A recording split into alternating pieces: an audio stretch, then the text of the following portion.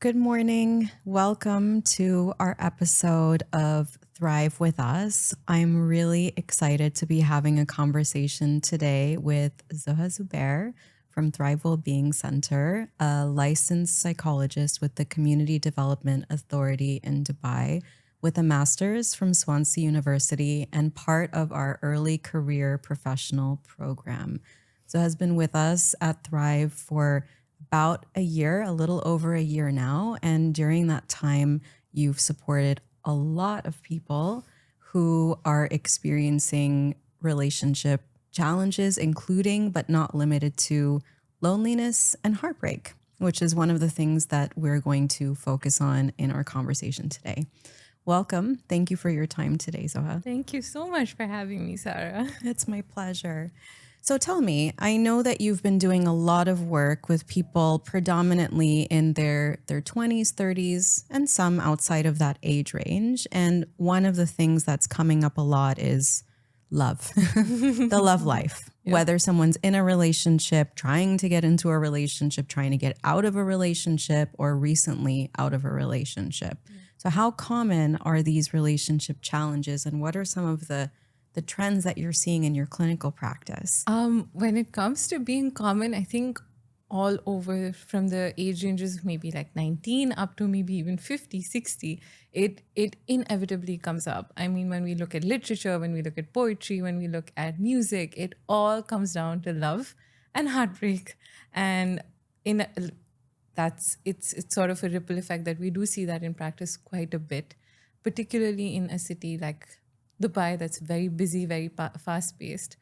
And heartbreak is something that's also then a part of that love. It's also a part of falling in love, things not working out, and people moving away, relationships breaking down. There's so many reasons, it's so complex, but it's so common, and it's a very difficult process. And that's what sort of brings people in for therapy as well. Yes, you're absolutely right. I mean, we know that as humans, we're social, right? And we're social for a number of reasons. One of those reasons is that being social facilitated our survival and continues to be really important for our health and our well-being. So relationships will always be a central part of who we are, and having healthy relationships is going to be a goal. And then in a city like Dubai, where a lot of people come in their, teenage years or beyond without that social support network that they might have had somewhere else, there can be that issue of establishing oneself, the challenges of feeling lonely. Relationships can kind of help fill that gap because it's a built-in companion, but when that goes, it can be really hard. Absolutely. And exactly like you said, when you try to fill that sort of loneliness void, it becomes that the friendships get enmeshed.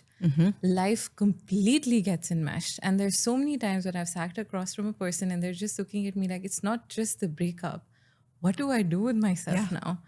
I have no friends. I don't remember what my interests are. I don't remember who I am outside of that relationship. And then that's when the process of that self-discovery happens. The process of finding your own self happens. I know it sounds very cliche, but that's exactly how it goes.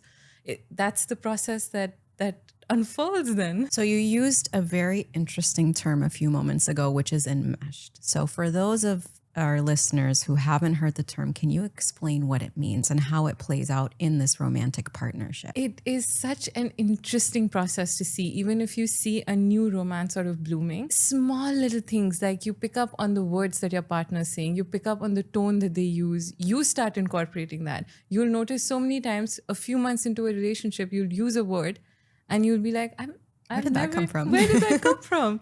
And you'll start recognizing that the way you speak, the way your body language is, the people that you are around, the activities that you take up, the sports that you take up, going to the gym, not going to the gym, you start absorbing these traits from your partner. And that is the process of like enmeshment, right? Because they're taking on your traits, you're taking on theirs. And it almost becomes like a little web. And that then becomes even harder to I don't even know what the word would be, unweb it. Disentangle. Disentangle it. Yes. Absolutely. Absolutely. Yeah. No, it makes sense what you're describing. I mean, at the beginning of a relationship, it's exciting. The sparks are flying. Yeah. We get those stars in our eyes whenever we're with our partner and we want to be with them all of the time.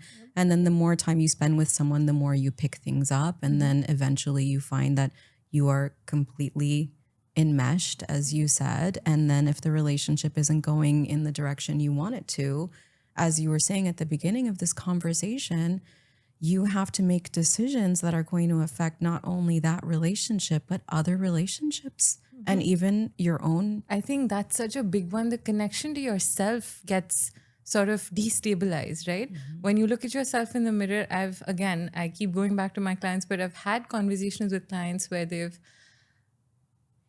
literally woken up the morning after the breakup and looked at themselves in the mirror and not been able to recognize it, because that feeling of loss is so profound that you look at yourself in the mirror and you don't recognize yourself anymore, because that connection is impaired with your friendships, with your ex-partner, with yourself. It all feels like it's slipping away. Everything changes. Everything changes. Yeah. And I think one of the things that happens that people don't always realize is that the sense of grief and loss that you were just describing can be experienced by the person who is on the receiving end of the breakup. It can also be experienced by a mutual breakup, both partners, and even the person who is initiating it. It is the end of an era. Yes. If it's a significant relationship, however we define it, it is the end of an era, and it means that life is not going to be the same as it was before. Just because it was hard, exactly like you said, just because it was a hard breakup or just because you were the initiator of it doesn't mean it's not going to impact you. I feel like that's such an unfair thing to say, because the person came to that conclusion because of so many different reasons.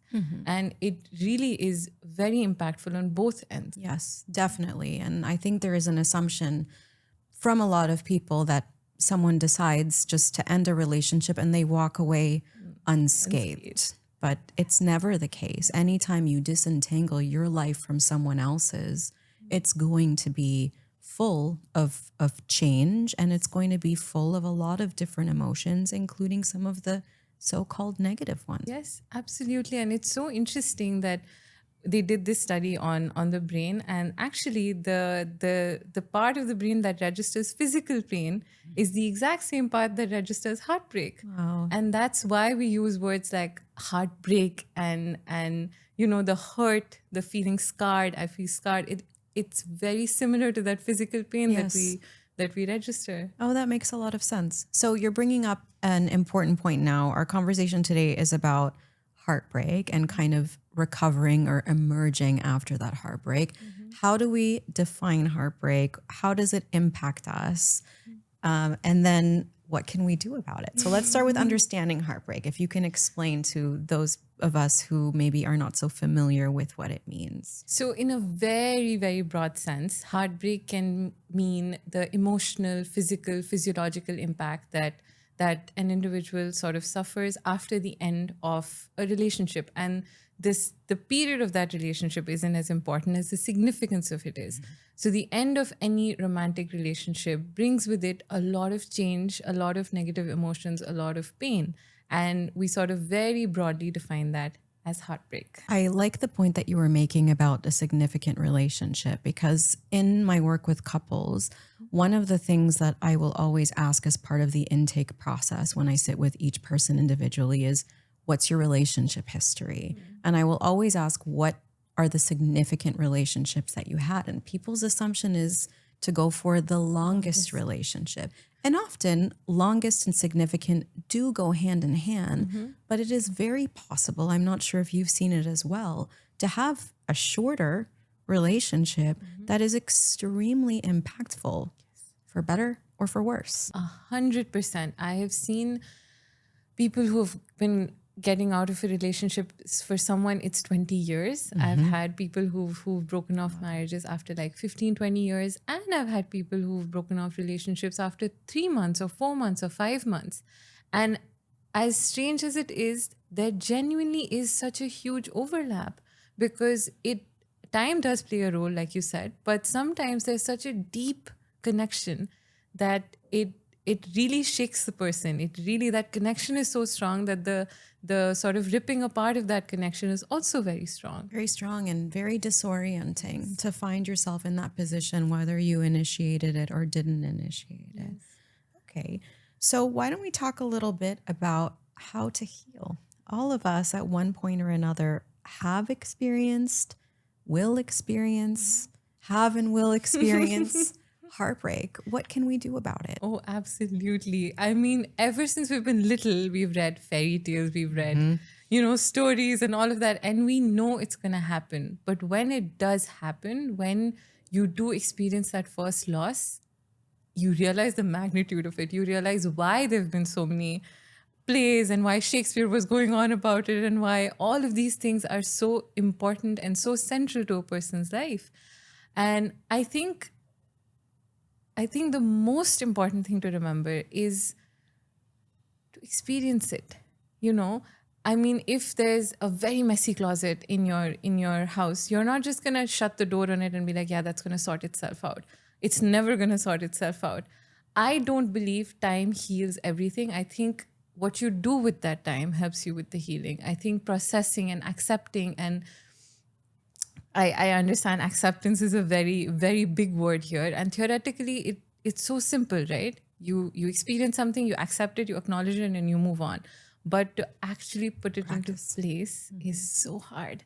And a very simple way that I usually give my clients to understand acceptance is giving yourself permission. Give yourself permission to feel that hurt. Give yourself permission to feel that sadness, to cry, to be angry, to just feel that immense sense of pain. Throw yourself a pity party. Why not? I mean, you've loved and you've given and you've experienced so many things with this person. You've built so many memories with that person. And now to sit with the fact that there are going to be memories and this person is not what they used to be to you before. Yes. I think it's such a big change to sit with and to absorb that we often find ourselves rushing through it because it's so painful, we don't want to sit with it. But it truly is magical, the way that your perception sort of changes when you try to sit with it, when you give yourself permission to feel. You bring up a really important point. I know that there is this perception, there's a phrase, time heals all wounds. And I love the distinction that you made that, okay, time can be helpful, but it really does depend on how you use the time.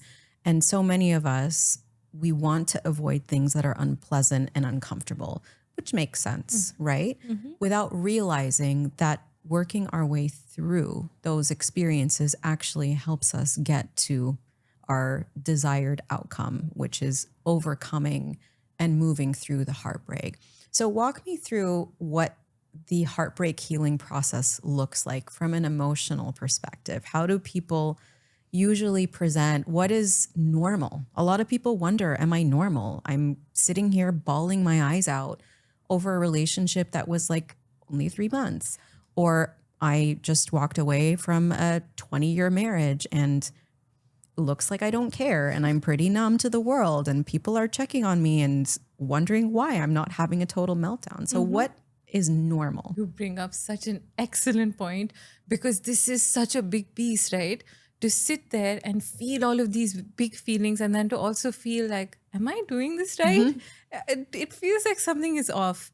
And heartbreak and grief and loss share so much. There's hallmark things that are just overlapping, right? And you would never go to a person and tell them they're grieving wrong or they don't know how to grieve or they didn't love enough or whatever that is, right?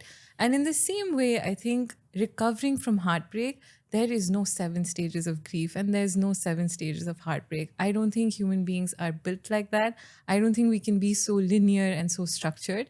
And we will collide with things and we'll crash with things. And one day we'll feel like we accept it. The next day we break up and we're angry. The next day we wake up and we're sad. And it's just such just waves, right? There's different types of waves that come in. And for every single person, and I'm not exaggerating this at all, for every single person that I have seen in my practice or even personally, it looks completely different. Completely different. So there's no right or wrong way through heartbreak. As long as you're making space for yourself, as long as you're making space for your emotions, you're uh, engaging yourself in things, you are putting some cushioning around it. You know, feelings are not something you can control. It just comes in completely unannounced. The sadness comes in unannounced, the anger comes in unannounced, but you can have it sit on a comfortable couch, right? Yes, definitely.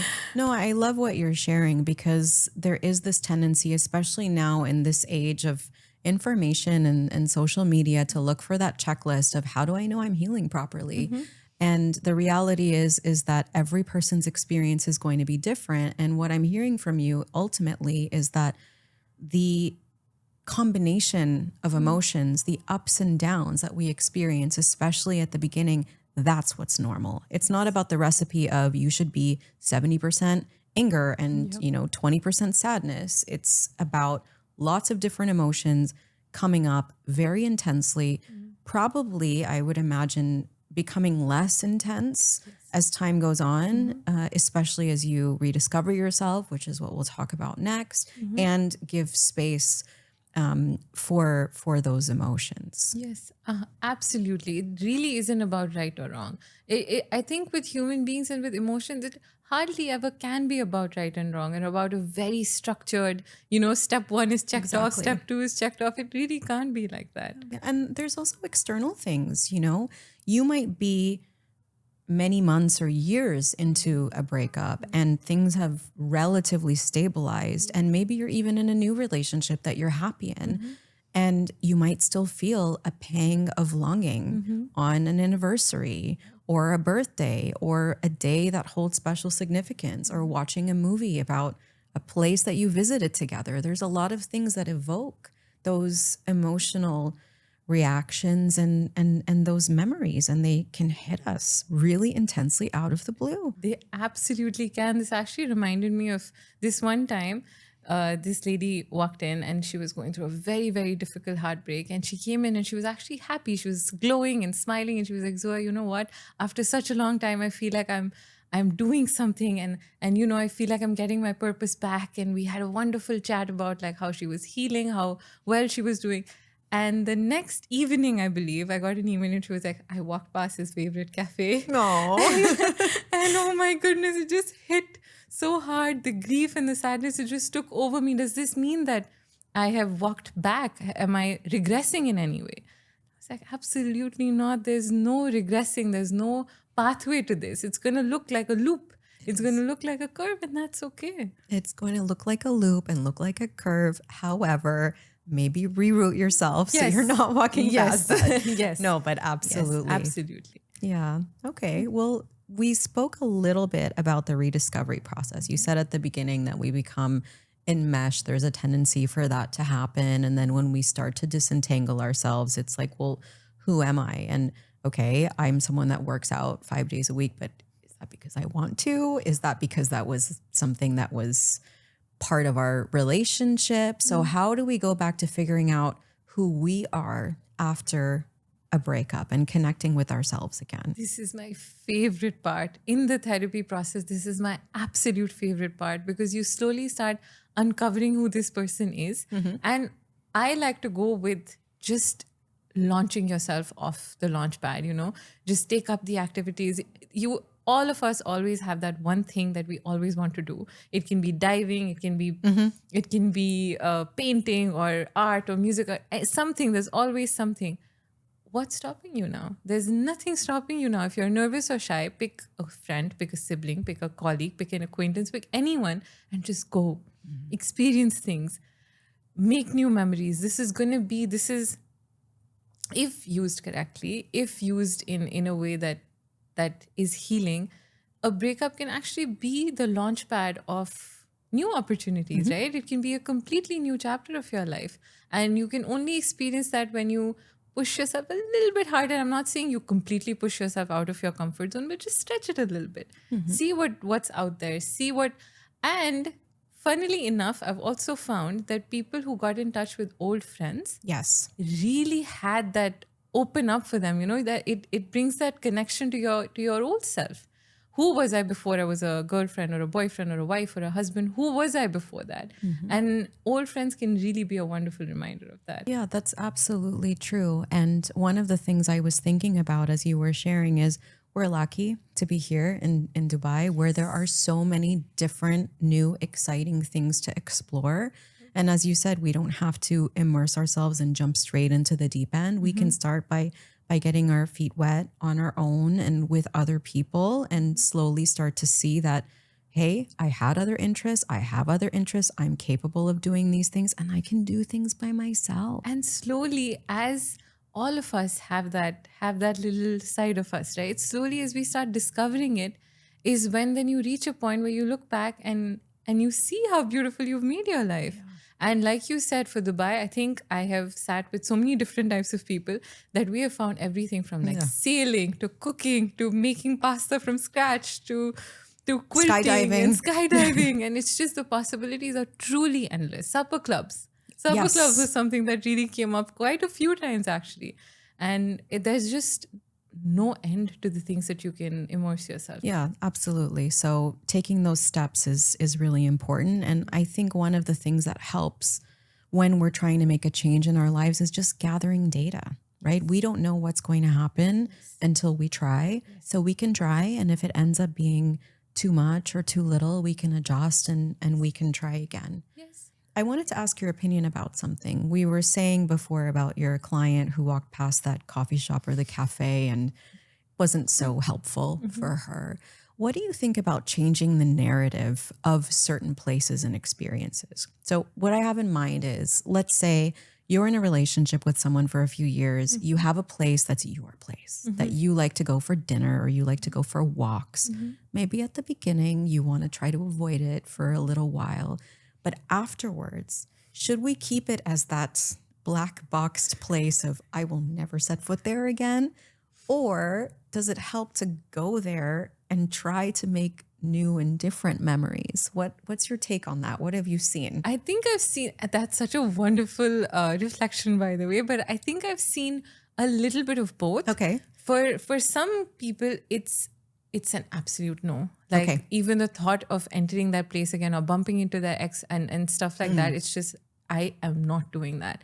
But for others, it's something that they have to do. It could be a workplace. It could be a grocery store that they have to go to. And then in that case, this really works. And funnily enough, with the client that I mentioned, we actually did that. Oh. She gathered a few of her friends and they went out for a long day of lunch. They took their board games with them. They made it a whole thing. And after that is when she realized that it's okay. It doesn't have to be, that place doesn't have to be associated just with him.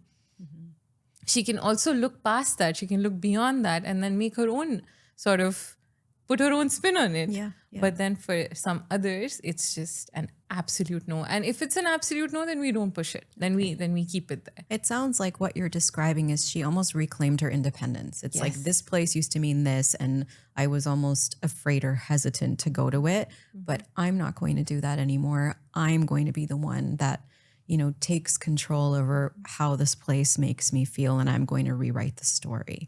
Absolutely. That's exactly what she did. And I think that's exactly the impact that it had on her afterwards as well. And it just, like you said before, when you asked me this question, it changes the narrative. You're changing your perspective. You're changing your narrative.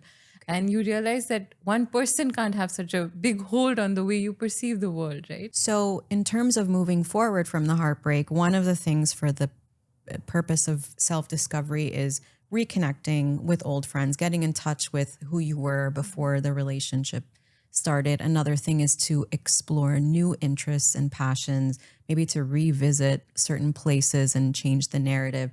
Do you have any other feedback on things that can be helpful for moving forward and the self-discovery? A very interesting one and a big piece in all of this is asking for help. Yes. We are so hesitant asking for help. But when it comes to us, when it comes to someone else reaching out and leaning on us, we love it. We absolutely love it. And when the roles are reversed, you ask yourself a million different questions. Am I being too much? Am I being a burden? Am I being this? Am I being that? But you have a support system to give you support. Yes. Lean into it. Absolutely lean into it. Because this feeling of loneliness, when this is sort of stripped away from you, the connection is stripped away from you, you're left with a lot of loneliness, right? And you need to have a lot of cushioning around it. You need to have that support. So don't be afraid to ask for help. This is something that I've seen a lot in my work as well, that people will not want to be that burden. And so they will suffer in silence. And often when I challenge them and I ask them, well, similar to what you were saying, if your best friend reached out to you in this situation, would you think they were too much? It's met with a resounding no, of course not. So part of it is just to extend yourself the same grace that you're extending to others. And I think as well, people need to realize, and I know it's all easier said than done, that others are responsible for their own boundaries. Yes. It can become too much Yes. at times, right? Yes. But it's not on you to monitor the person that you're speaking with. It's on that person to feed back to you and say, you know what? I love you very much. I know you're going through a hard time. I need to talk about something else. Yes. Like, can we kind of keep this conversation to 10 minutes and then maybe talk about something important to me? And people always seem to underestimate their loved one's ability to do that. And I know it's hard, but we also need to give ourselves that permission and allow people the opportunity to be there for us and set their own boundaries. Absolutely. Absolutely, Sarah. Because if we don't, I mean, exactly like you said, right? We extend so much grace to the people that we love, but we don't do that in words. And when it gets too much for people, I have experienced in my practice that people do speak up. They are like, okay, can we just have like a like a painting or something, type of meetup where we don't talk too much because Yes. you need a break. Let's go to the movies. Let's go to the movies. Let's do something. Let's not talk for a little bit.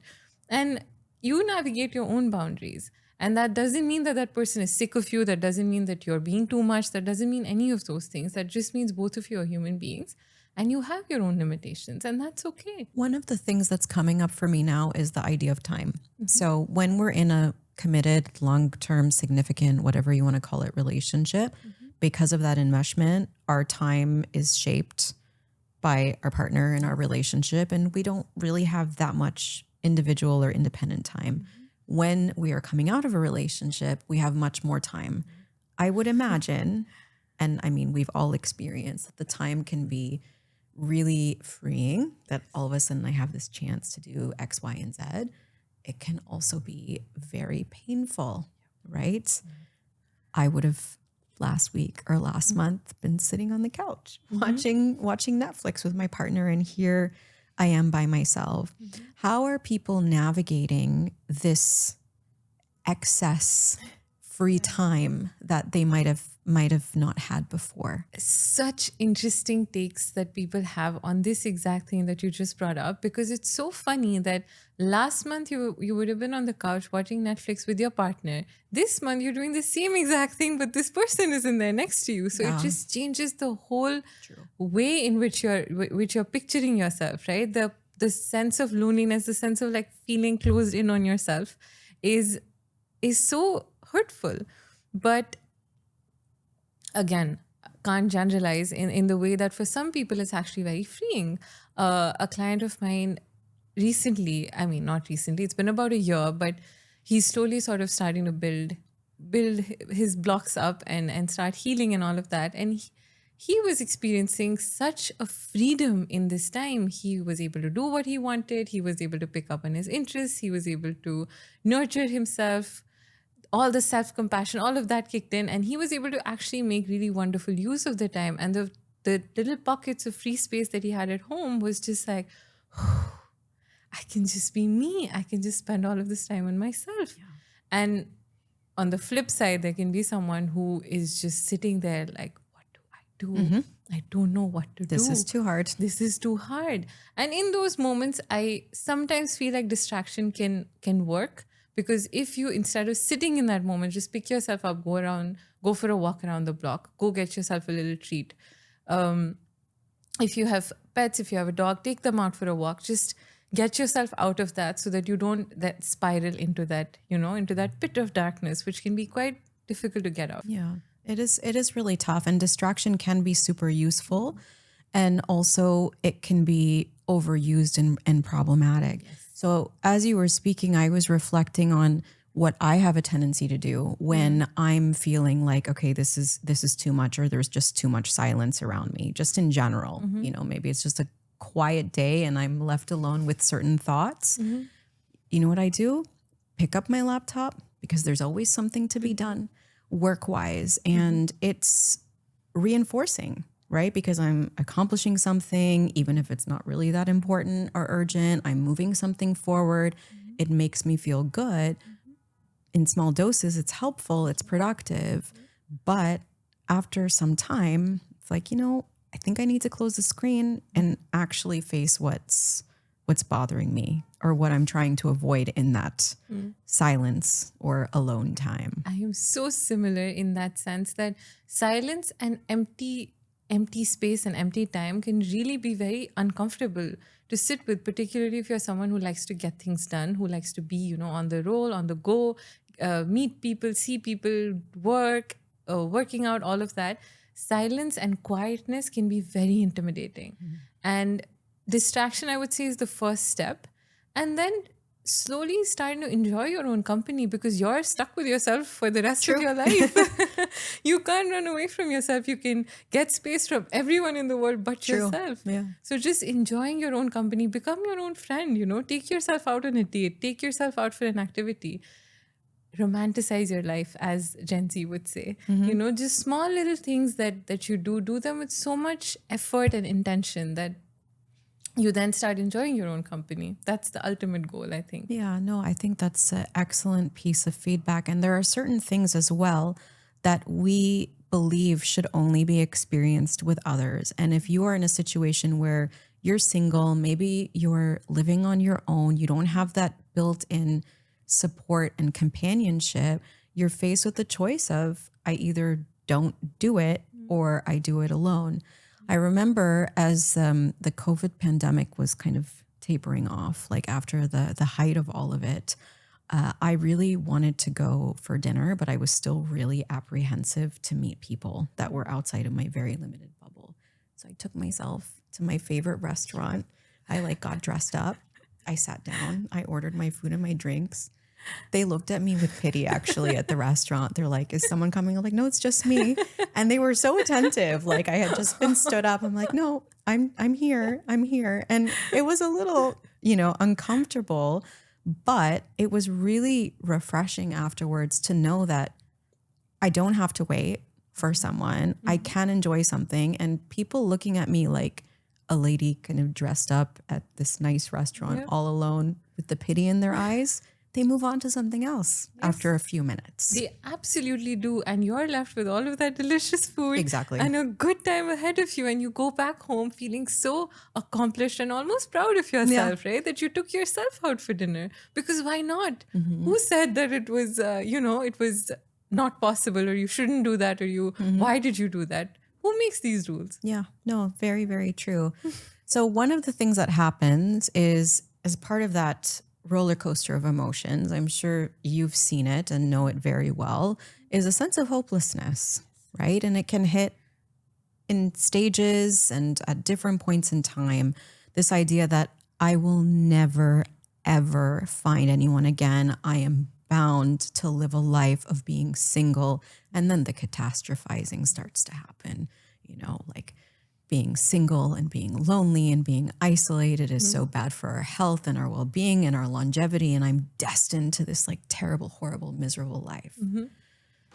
What do you do? How do you help people work their way through that? The hopelessness is actually where we spend the most amount of time, because it can be very disorienting and very, very sort of, you lose trust. That loss of trust is very difficult to regain. And I don't just mean with your partner or with the future partners that you might have, not just that, but you lose trust in your own self. And that's where I feel the biggest part of this hopelessness comes from. Because why wasn't I a good judge of character? Why didn't I see these red flags before? Even if I did see them, why didn't I do anything about it? It just, I'm not meant for this. I don't think I'm meant for a relationship. I don't think I ever want to do this again. It's too painful. It's too hurtful. And in that moment, again, bringing yourself back and being like, who said I have to do this right now? I don't have to do this No. right now. No one is asking me to download a dating app. No one's asking me to go out on a date, you know. I don't have to do this until I feel ready for it. I don't have to do this. And this is a conversation that is sort of replicated time and time and time and time and time again. I can't even count on my fingers how many times I've had this conversation, because we just feel this pressing need. Okay, this one's done, now on to the next one. Now I have to do all of this again. And no, you don't. Not just yet. Not yet. First, you take a breath, you sit back, you gather your resources again. And this actually reminds me, there's a poet, her name is Whitney Hansen. She has written about being drenched in a storm. If you're outside and you're completely drenched in a storm, you won't come back home and immediately expect to be dry and comfortable. And Very true. right? You're going to wrap yourself in a blanket. You're going to put a pot of coffee on. You're going to turn your water heater on. You're going to sit in front of the fire. Wait for yourself to dry before you get back out again. And in the same exact way, it's small little baby steps, right? We don't have to jump into anything. That's what exacerbates the hopelessness, the inevitable sort of outlook that we have, that we need to predict what the future looks like. No, we don't. And I need to get there. And I need to get there now. I need to heal. I need to take care of myself. I need to fix this broken heart. I need to start working on dating again. I need to jump into the dating pool again. I need to get married. I need to. No, you don't. No, you don't. Not now. Not now. Yeah. And when you were saying earlier about the red flags and the green flags, we're seeing so much of this right now. There's all these checklists and things that people need to look out for. And I can see that there is a utility, a usefulness in some ways, but in other ways, there's just painting people with broad strokes, that this quality is bad and anyone who exhibits this or does this is going to be bad, whereas this is really good. It's very black and white. Yes. Do you find that this concept of the whole red flags and green flags, as interesting as it is, can skew the way that we see and approach relationships? Absolutely. Absolutely, Sarah, because human beings are anything but black and white. We in our own course of our life fluctuate so much. And okay, fair enough that the green flags are something that you keep an eye out for, right? But it's such a personal experience. When two people are together, no one but those two people know what's working for them and what isn't working for them. We can't pick up a piece from someone who's halfway across the world living a completely different life and try to utilize their red flags and green flags and put them into our lives. I think that makes the process unnecessarily hard. It makes the process unnecessarily forcing it to sort of fit in a box. Us as human beings, we aren't meant to fit in a very sort of unilateral box. No. We don't do that. No, definitely. I totally agree with you. And there's also this concept, I don't know if you're encountering it in your work with people experiencing heartbreak, but the concept of the one, that there's this one magical unicorn out there for me, and that's it. Yep. If I lose him or her, I'm done. I'm done. And if you're on the receiving end of the breakup, sometimes it feels like that was the one. Yes, it really does. And that, I think, just makes the breakup process so much harder. But again, I don't think as human beings, there's just this one perfect unicorn, as you call them. I love that you call them a unicorn, but because it is almost like you're in the pursuit of finding a unicorn.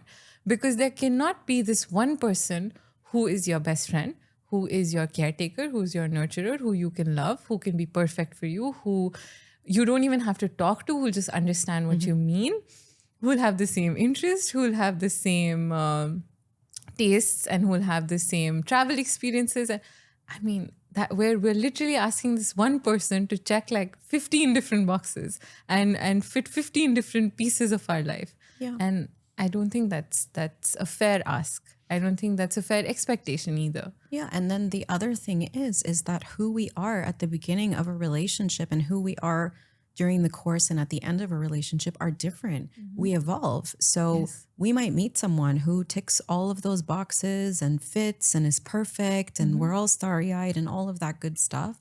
And then our life experiences end up taking us in a direction that's different maybe from theirs, and we end up growing and changing in different ways. So yes, unicorn, but then say you find your unicorn, will they be your unicorn forever? Forever. Or will they lose their horn?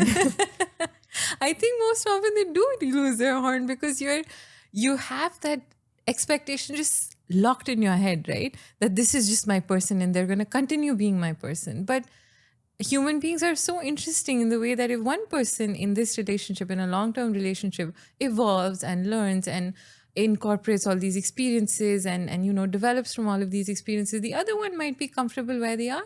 The other one might be comfortable in their own surroundings in the way that they were. So your unicorn may not really end up being your unicorn for the next decade or the next 2 decades. And that's why you see your partner as a human being, not as this shiny object that just fits all of your needs and is the perfect person for you, and you don't need to communicate anything because they just know. I think that's quite harmful in a lot of different ways. Yeah, I think it definitely messes with our expectations. And when we have unrealistic expectations, it does set us up for having difficult experiences. Those experiences are unavoidable. They're part of the human experience, but it's important to know and to realize that the fairy tale is a fairy tale for a reason. It's not the reality. And you were saying earlier when we were talking about fitting and checking different boxes, being the caretaker and being the companion and being this and that, the reality is that even if someone can be all of those things, they shouldn't. Yes. Right? Absolutely. Because what happens? What do you see happens if someone ends up fulfilling all of those roles? They're the person they're your trainer. They're your chef. They're your confidant. They're your, nurturer. What happens when they take on all of those roles to the relationship and to themselves? I think that's, again, such a big piece of the enmeshment comes in there as well. And especially in Dubai, because it's so difficult to have all of these different people in these different boxes. It is almost a norm that once a relationship begins, you do end up taking on a few different roles for your partner. But I think there needs to be a sort of very intentional sort of limit that you set for yourself. There needs to be very intentional time that you set away from each other. Because then what happens is, unfortunately, because there's a 50-50 chance, right? Unfortunately, if the relationship does end, then that shakiness and that sort of, what do I do with my life now? Because my chef and my trainer and my caretaker and my best friend and my partner and my everything is just gone. And along with them, they've taken such a huge part of me as well. So being intentional with sort of separating that, I think, is super, super important. So what I'm hearing from you is part of being in a relationship, because none of us go into a relationship expecting that it's going to end, right? And often they do. So part of insulating ourselves from some of that heartbreak, although it is normal and to be expected, is to maintain a little bit of our independence so that we are able to recognize ourselves. We are able to have something that brings us joy, brings us satisfaction, that can take up some of our time if that relationship ultimately ends. Absolutely. I think breakup or not, this is just something that is a very important part of a healthy relationship. Having your own interests and hobbies, having your own space and time to do things that actually add value to your own life, that add on to the self, right? I think it's so, so important, whether you're heading towards a breakup, not a breakup, marriage, long-term partnership, whatever it is. It's just a very, very good idea to remember who each of you are individually. Because a relationship ultimately is what? It's two people and the space between them. Yes. There's the space. The space is very important. We need to nurture that. But we also need to remember that there are two individual people before, during, and after. Yes. There's the me, there's the you, and there's the us. Exactly. We very much tend to focus on the us and not the me and the you individually. Yes. Okay. So that's helpful for navigating heartbreak, but also in terms of the self-esteem, self-concept, self-development, and so on and so forth. And you were sharing earlier that people can, reconnect with loved ones, people that they knew before the relationship that maybe they've kind of grown a little bit more distant from, that they can explore new things as well as go back and revisit things that were interesting to them, that they can sit through as much as possible using distraction to an extent, but not overly relying on it, the emotional roller coaster and the different waves.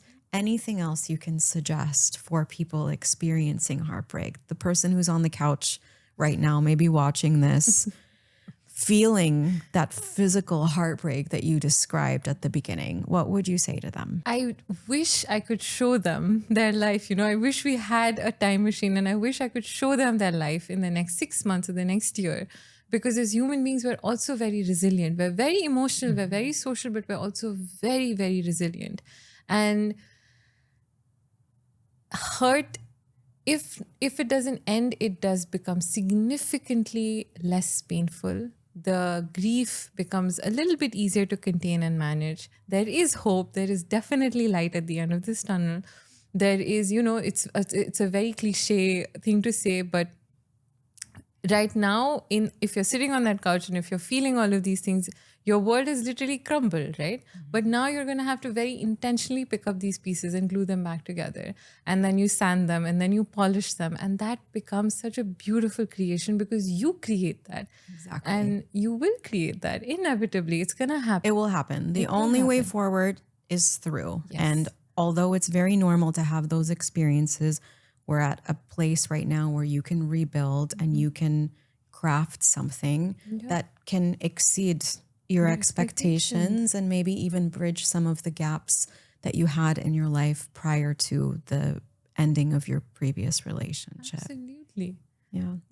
Thank you so much. This has been such a helpful and insightful conversation.